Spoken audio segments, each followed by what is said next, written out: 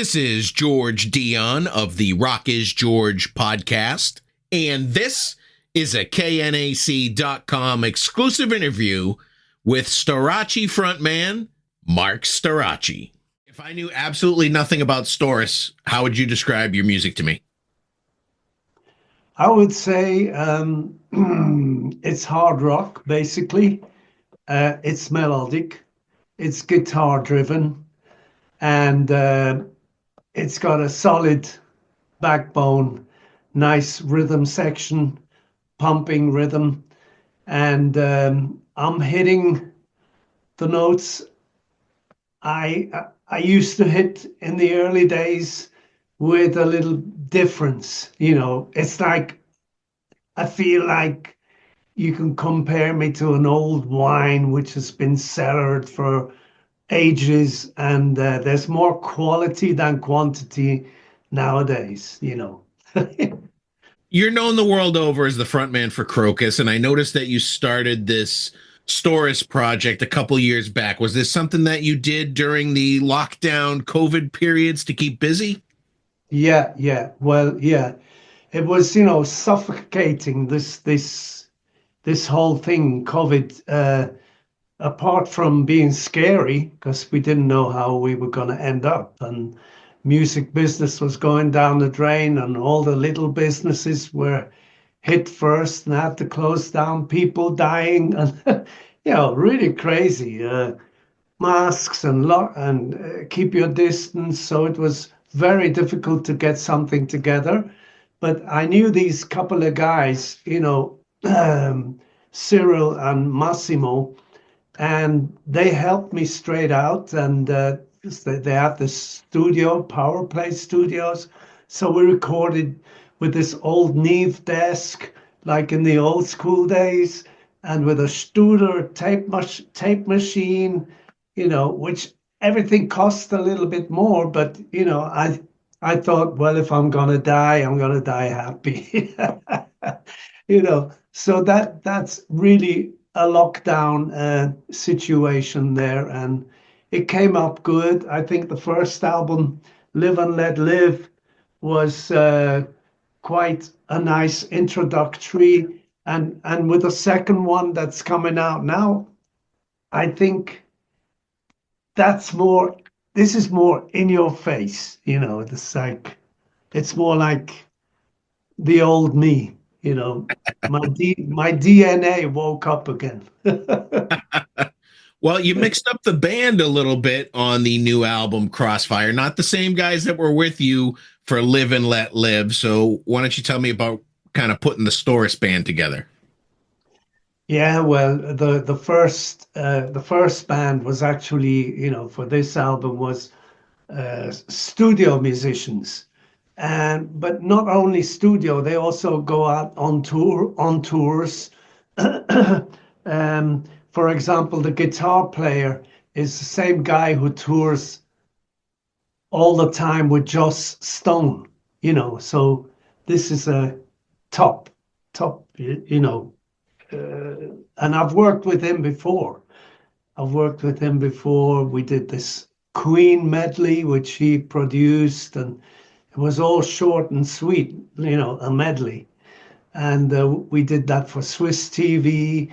And unfortunately, he didn't have the time because he had a contract with Joss, and we didn't have the time to join me on the following tour. So I took another great guy, Turi Vicky, from he's also a studio musician, but he's not on the album.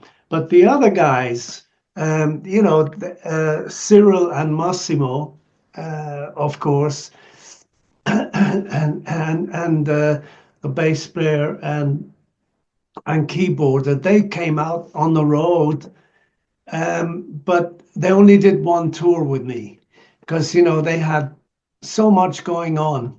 So I thought, okay, now's the chance.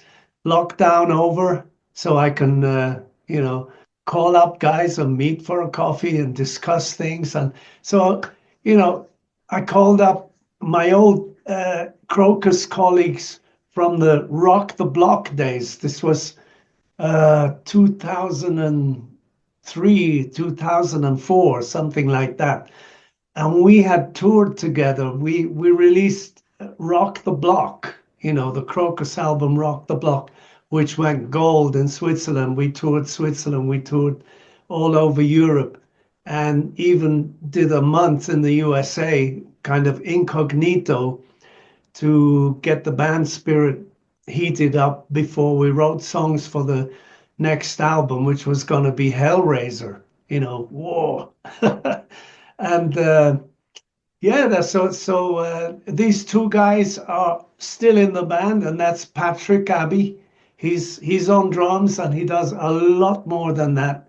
He's like a co-manager type of guy, And then there's Dominic Fave, who plays solid rhythm guitar, and he's almost like he can stand out front there and get the crowd going, just really, really great. What you need to have out there, because I don't like to be the only guy up front, fighting the battle every gig. It's great when everyone gives a hand, and we're doing all the backing vocals together. So the bass player is Emmy Meyer, alias Bass Babe. And yeah, she's great. She's full of beans and looks good, long hair and everything, and moves great. And she plays, her bass is like, oh, bam, bam. She wallops that guitar. And I've known her since, we were in two other big projects together, in this traveling circus, rock circus kind of thing, And so we knew each other, and I gave her a ring as she was here. Luckily didn't have any other stuff, no commitments, not big ones. She's doing this other thing as well. And lately, Turi left before the recordings for the album, but just in time, I found Serge Christen, and he was in the very, very first MARC STORACE band before, which didn't last long, because then Krokus got together, and priorities and not enough time. But I called Serge, and he was free, even though he's got two of his own bands going, and he runs a studio. And actually, that's where we filmed the last video, Screaming Demon. Yeah. So yeah, it's a great team. I'm really happy with this band, and I hope we're going to stick together for a while. And it really fills the gap, which Krokus leaves behind, because Krokus, although back together, is not like touring like hell or anything like that. We're just picking up the cherries, meaning we play festivals. We played some great summer festivals this year, and same's going to happen next year. So next year is open. Of course, I'm going to tour with two bands, so I won't be sitting home on the sofa that long, watching TV. Yeah, that's great. So the proper pronunciation of the band and your last name is Storace, because I said Storace. That's okay. Storace. A lot of English people say Storace, and French people say Storace with the r. Would you like some coffee? Storace. And yeah, over here they say, sometimes they say storage, with a G, Okay. like a removals truck, storage. We Fair can move your storage real cheap. So And Yeah, it's really Storace. In the USA, it's hey Storace. All right. Good to know. That sounds cool. So the new Storace album comes out November 22nd. It's called Crossfire. It's Yeah, coming out on Frontiers Music. Uh, yeah. from what I understand, from a songwriting point of view, you collaborated with Tommy Henriksen of Alice Cooper. And How did you end up pairing up with him? well, I got to know Tommy a long time ago when I helped my friends in this Swiss hard rock band called China to do their album. He was producing it, and I, just dropped in, do some backing vocals, and it was high and everything, blah, blah, blah. And he turned out to be a big Krokus fan since his younger days. He's much younger than me. It's like I'm about 13 years older than him.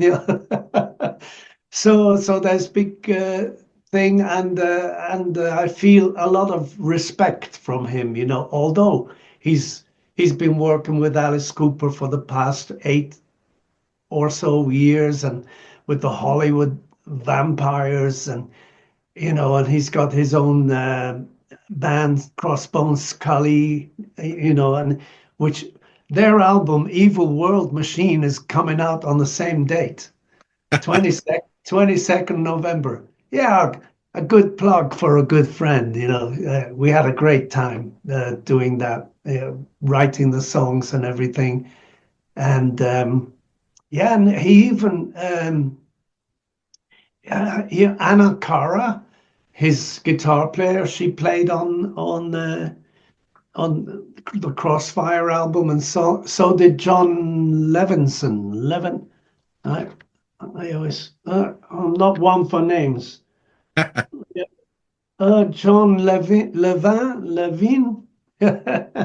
and yeah, and Jamie Muhoberak played keyboards on the ballad on the end, the surprise ballad. After all that noise, you need, it's just my voice with some great backing vocals, and it's lovely piano melody, and it's a nice closing tune full of emotion, and showing the other side of Storace. you know.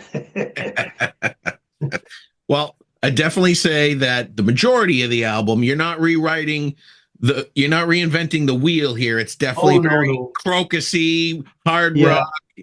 in your face, simple melodies, simple songs. Why don't we talk a little bit about a couple of them? Why don't you tell me a little bit about Screaming Demon and maybe a little bit of the lyric content, where you were going with that one? Well, Screaming Demon is all about screeching tires, burning rubber and gasoline on in your favorite hot rod or whatever you like driving. It's for guys like me who like to go on these roads where you're sure there's no radar, no, and nothing to give you any tickets, and of course where it's safe. Best is on a racetrack, and anyway, not on the streets. Although, when you're writing lyrics, you sing about the streets and everything. Poetry is free. You don't get a ticket for singing about driving fast on the streets. But in reality, it's not only the ticket, but also endangering people's lives. I'm not singing about that, but it's just about you get the occasional "I love my car" by different people, whether Queen or I don't know Van Halen or whoever, and Judas Priest, of course. Steel Wheels, all this stuff, and this is called Screaming Demon, and well, I used to be quite of a screaming demon in a different, even in another way in the older days. So yeah, but it's great, and Tommy came up with these riffs. It was just incredible. Just the drive on that song is amazing. The best opener I think that I have now on the Storace repertoire. You know. Now, a song that I think we can all relate to is "We All Yeah. Need Money." Very catchy tune. Very, you kept it Yeah. simple on this one. Why don't you tell me a little bit about it? Well, I mean, it's all about blue collar, working 9 to 5 and having an hour's lunch break and all this, and you know, and trying to make ends meet and trying to support maybe a family and the problems that we face in life, all the bills, medical bills and house repair or whatever, the rent we pay, and then we like to have some luxury too. I'm talking about the 9 to 5 basic uh, humanity. I'm not talking about the rich. I used to sing "Eat the Rich," and now I'm singing "We All Need the Money." So it's all in the same boat, if you like. Yeah, and I think it came across very well, and it was actually the favorite song of the bass player in Krokus, who is also the founder member, Chris Von Rohr.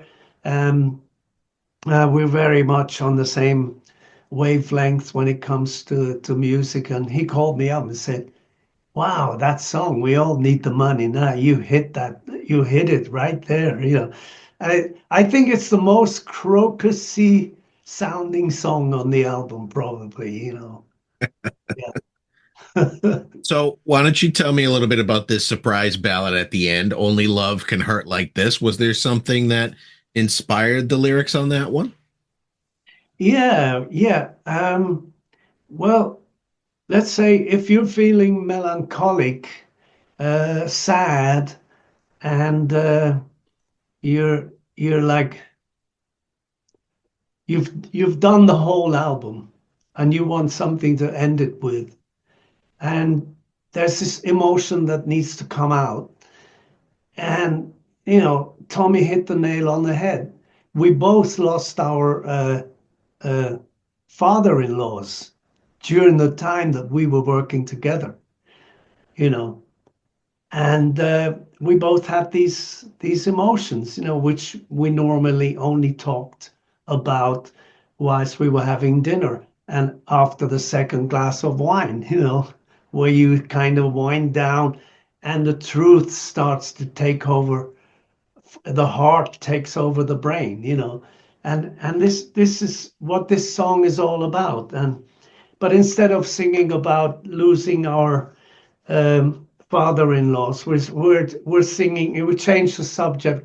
Tweeted the lyrics a little bit to make it into a love song, like the other emotion that hits musicians, not only musicians but traveling salesmen, etc. People who have to be in other parts of the world, and maybe they have a family they leave behind, and it's like FaceTime all the time, FaceTime. But FaceTime, you don't get a hug, you don't get a smooch on the lips, and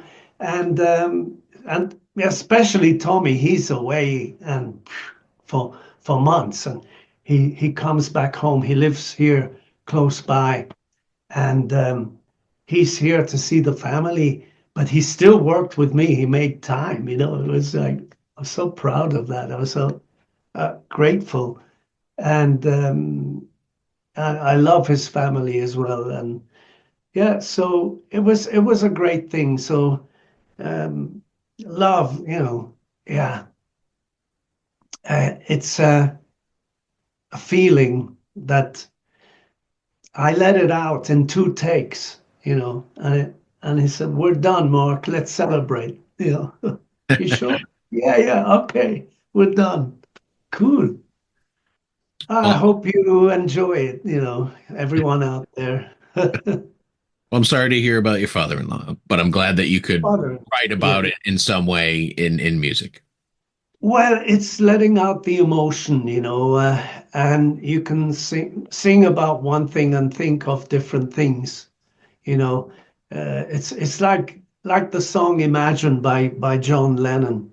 I think everyone has makes his own pictures to that, and plenty of other. I think most songs, um, I mean, that's the way I like to write lyrics anyway, where I leave a little bit of elbow room for people to put their own imagination, their own life's experiences and emotions behind what they're listening to, so they can drop a tear or maybe get up and open a bottle and start dancing. So Crossfire is your first album for Frontiers Music. How did Yeah. you end up signing with them? Well, first you have to know that during the COVID time when Live and Let Live was ready, nobody wanted to sign it up. Nobody wanted to have a brand new act because that was what I was. Although people know me as Storace, with singer of Krokus, I'm coming here with a new CD. Uh, and so with my old friend, the manager, together we formed this label and released it. I paid for all the studio costs, and it wasn't cheap. And and he formed the label, and we got things going. We said, well, I need to have a visiting card. So I looked at this as a very expensive visiting card, so people would know that this project exists. So after lockdown, it was easier to reach out to somebody that you believed in. And I believed in Frontiers because they're independent, and they're not doing pop, you know. Although there's some nice melodic stuff. Um, and luckily, we even joined forces at the right time, because I feel they're expanding their repertoire of artists with some gems. It's like more up my street than the very melodic music that they had before. They have keyboards on nearly every band, which I don't have. And I've done that before in my life, but now, I like to do what people know and respect me for best, And let's hope that when it comes out on the 22nd, that it's gonna get some reactions, like maybe international, especially I'm hoping from the USA, because it's about time to tour. I'm no spring chicken, but I can still get up there and do it. And I don't just hang around. I'm, having fun, and so is the whole band. And we'd like to come and get those sparks flying in the USA. So maybe it's going to be after the Crossfire release, maybe sometime next year if we're lucky. You know, Fingers crossed. Do you have any Storace live? Excuse me. Do you have any It's okay. Storace live shows planned for out where you live? Well, we've done some festivals over the past 3 years. We've been special guests in this huge stadium with Kiss, and all the fans were there from the start. Not like half the hall out there drinking beer. And they were interesting to see what this was all about, this Storace band and this new music. And we went down very well. The following year, it was Scorpions who invited us to be special guests. We opened for them, and it was also another packed stadium in Zurich. And Rock the Ring was Alice Cooper closed that one, and we were like the last band after the headliner to raise mayhem, and there again, uh, the crowd, it didn't diminish to that extent. Of course, when you're a whole day watching, listening to different bands at this festival, some of them, they're tired, they want to pack it in, but the majority were there, and we even got this mosh pit going. It was the first time the Storace band had this big mosh pit out there, and they're really going nuts, uh, to especially to the songs "Carry the Burden" and the other one. I always have to check the name again. No, no place to hide. That's crazy. It's a crazy song. And yeah, we did some real good stuff this year as well. This summer, Moorton Festival is next to this big lake, and um, but the good thing is that we recorded everything, and there's going to be a nice surprise coming out later on before Christmas. So but first, let's talk about Crossfire. Otherwise, we're going to start getting things confused here.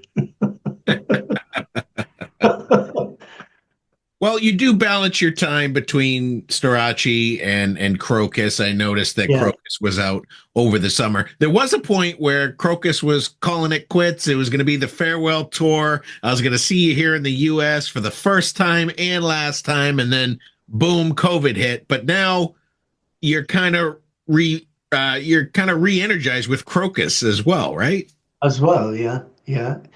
Yeah, it's good for me, good for uh, my whole system, my head, good for my wife, because because um, otherwise I'd be just trying to watch my movies instead of hers.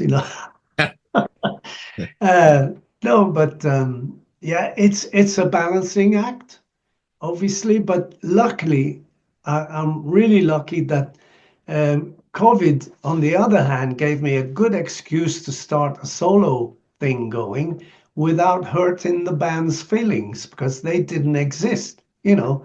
So nobody could turn around and say, "Hey, you leaving the band? You fed up of Crocus?" No way. Look, hey, look, check it out. Huh? You know, hey, that's a good band. That's been my baby since end of 1979. I've invested a lot of time and energy, blood, sweat, and tears. Oh my God, into that band, and yeah, it's yeah, but it's great that something's happening there again, and of course, we pull big crowds still, which is great. And now I'm hoping that we play some international festivals as well next year. And we're going to start off, with a flight to Florida, Miami, and join the Monsters of Rock cruise in February, you know. So we'll be just touching our toes on US turf. I'm flying in a few days before, taking my son along, and two of my best friends here, and we're gonna raise some hell before we hit the boat. Is your son a musician as well? Well, he plays drums. He loves playing drums, but he doesn't have time to be a musician because he's an IT uh, bod, and that's where he earns his bread and butter. And it's a full-time job, and it's a secure job, and he's still studying and going from level 1 to 2. He's in level 2 or 3, and he's studying to go up to level 4. And hey, that's great. He loves music. He's into Led Zeppelin and John Bonham. So that's not a bad influence to have at all. So, and my daughter Juliana, she sings, and actually when COVID started, it was Juliana who said, "Hey, Dad, let's do some Sunday fun day karaoke recordings and put them on the internet. And we started out doing that every Sunday. And yeah, so this father and daughter thing was really, people loved it, you know. We had some nice comments. Oh, your daughter's so sweet, and it's great to hear your voice so naked, you know. Yeah, you harmonize so much. When's the album coming? Stuff like that. Amazing, you know. And but she took a long break. You know, she's a health instructor in a gym, kind of trainer. You know, trainer, a coach, kind of, and also didn't have much time, but now she's trying to make time again. Uh, because you know, time passed. She grew up and young lady now, and yeah, we all have our burdens and time pressures. You know, time it hates us so much. Yeah. Well, Mark, those are all the questions I have for you today. The new Storace album comes out November 22nd through Frontiers Music. It's called Crossfire. It's definitely going to make my top 10 for the year. Fantastic album. Great job with it. And I wish you the best of luck. Thank you, George. And if we tour the USA, let's hope we're gonna, you know, say cheers together. Absolutely. I'll be looking forward to Definitely. that. And thanks again for taking the time to speak with KNAC.com and letting us know about the new album. Thank you very much for spreading the word.